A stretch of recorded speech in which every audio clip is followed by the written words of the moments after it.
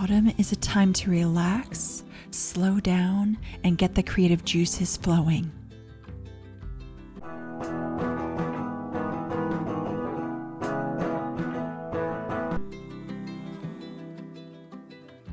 Summer is ending.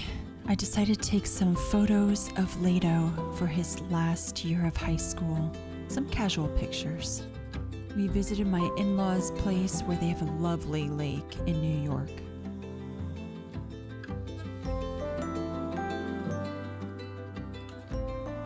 My mother-in-law pulled out this little car that we used for Lado when he was a baby when we would go visiting. I was in shock they still had it. There was no reason to keep it that long. But Dane loves it.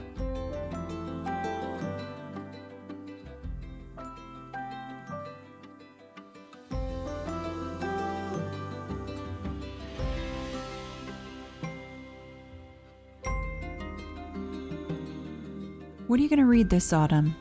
What are you going to cook this autumn? Any plans for vacations?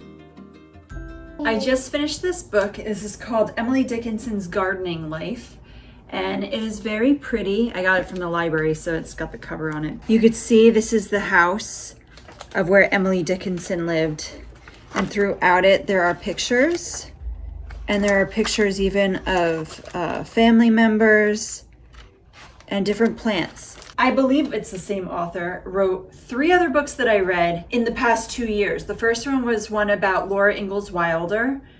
I also read Beatrix Potter. Frances Hodges Burnett, I think I got her name right, who wrote The Secret Garden. Each of these books highlights the author and their love for plants and what they write about in their books. So they'll talk about maybe where they went. And so for Emily Dickinson, she loved botany. She loved different things about plants. So her poetry is filled with talk about plants.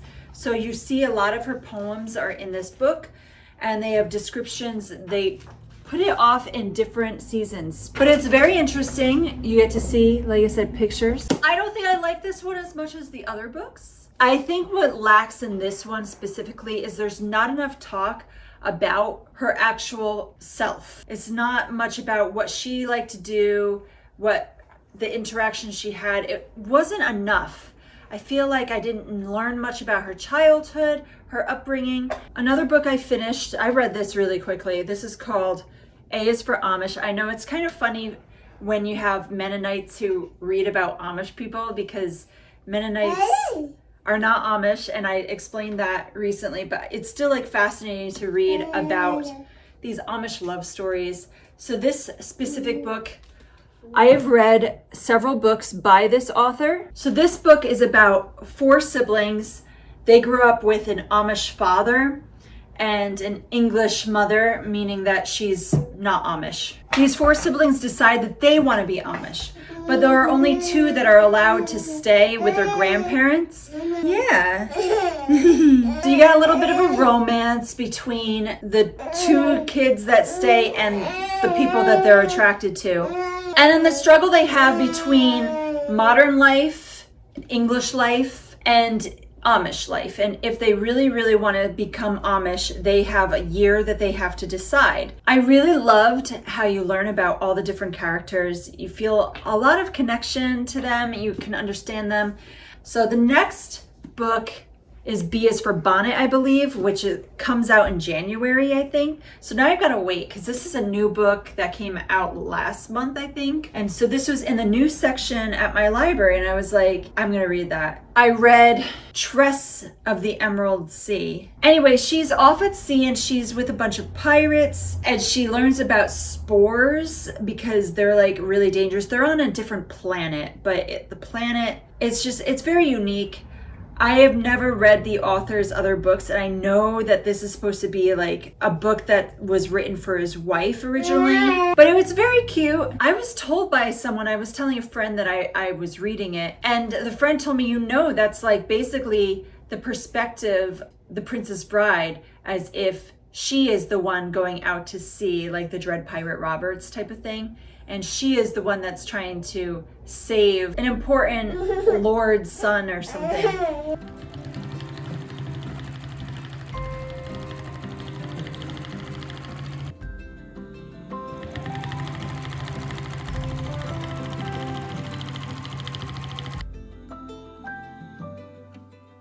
I finally finished this quilt. I started this when I was pregnant with Dane. You guys might have seen the video. I did a little tutorial of how to make it. I needed backing so badly so I could do the quilting and finalizing of this. And finally, I was like, let's go get that fabric. Once I got it done in just a few hours.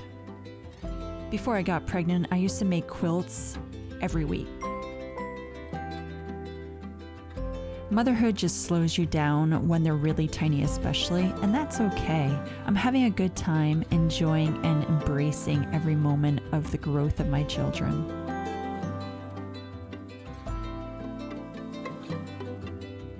So Dane, I don't know how he did this, but he literally took his little stacking things and he put them each. How did he do this?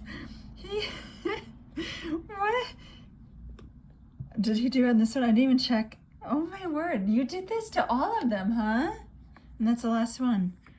So he flipped them in each one instead of stacking them like this, but that's still, he did it, and he's only 14 months old, so that was very good. Did you do that to your stacking things?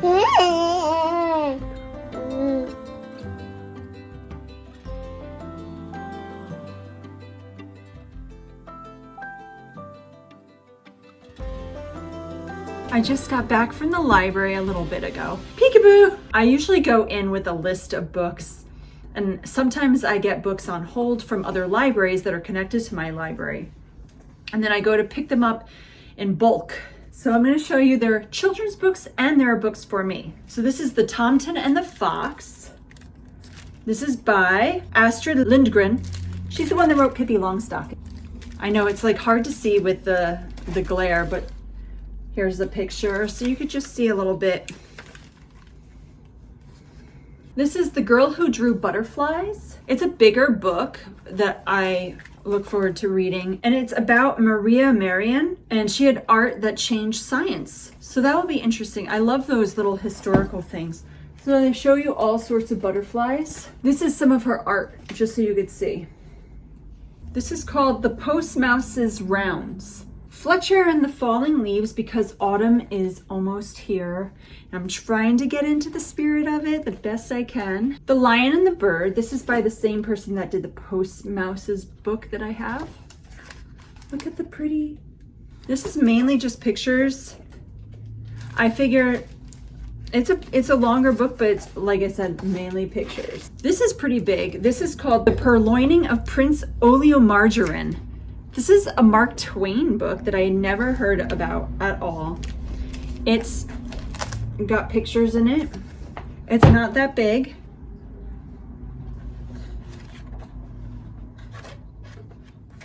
I have no idea what it's about. I hope I like it. Have you guys ever heard of this book?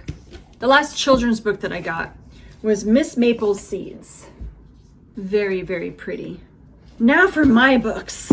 I am a part of a book club this month, and this was the book that was chosen, Autumn from the Heart of the Home by Susan Branch. I don't really know what it's about at all. Oh, that's cute. It's got recipes in it. That's cute. So maybe I can make some of these recipes. Toasted snowballs in chocolate sauce. Royal icing. Cream scones. This is not a storybook, yet it's our book of the month, but there's mainly just recipes. This looks interesting though. I look forward to it. The Art of Simple Living. I just recently stumbled across this book and I was like, okay, well, I'll give it a go. This I've been wanting to read. The Future of the Responsible Company, What We've Learned from Patagonia's First 50 Years. So Patagonia is the best company in the world when it comes to ethical sourcing and sustainability, all their responsible stuff, everything they do. And they're expensive, but they will take your things back and they will mend them. They do so much stuff, guys. I do have a couple Patagonia things. They last very long. Poisoning our people. Within days of the 1988 opening of a beautifully restored, then environmentally state-of-the-art Boston store, our staff began to experience headaches during their shifts. We had the air tested and we learned that the ventilation system was faulty, and off-gassing of formaldehyde through the vents was poisoning our staff. A typical business response might have been to fix the ventilation system to make our headaches go away. The source of the problem turned out to be the finish on our cotton clothes, which was added by the mill to prevent shrinkage and wrinkling. So I guess they explained what they did to fix that problem. That is amazing, though, that they found out the issue and tried to find a solution right away. The elements of business responsibility. I can't wait. I can't wait to read it. I was really happy to see that the library had that book. The last book is very different from all of these. My Sister, the Serial Killer. This has been on my to-read list for probably 2 or 3 years now. I didn't realize how small it was. So it should be a quick read. I hope it's good. It's a fiction story. I love to read. It's so much fun. We just went, I know, I just became a typical, now that it's getting chilly out, we have sweatshirts on. And pumpkin spice lattes. And I got pumpkin pie hot cocoa, which I've never had before. It's really good. So there's this fair trade cafe that we've been going to for years. And it's a lot different than it used to be. They now have a robot that serves people, which was a little odd to me, but yeah, they cut back on staffing during COVID, and they I guess they decided to just stay that way, unfortunately. It's really good, and we wanted to sit down, but the seating, they only have seating for 2 people, and we brought Micah and Dane, who's sort of asleep, and Leto didn't want to come. We tried, but he worked today, so yeah. Anyway, it's that season, I guess. It's the pumpkin season, and it's only September. Have you guys had anything pumpkin-y yet? All right, here we go. It's September 7th? Mm-hmm. September 7th, and here we are having... That's not like me, Nope. but here I go.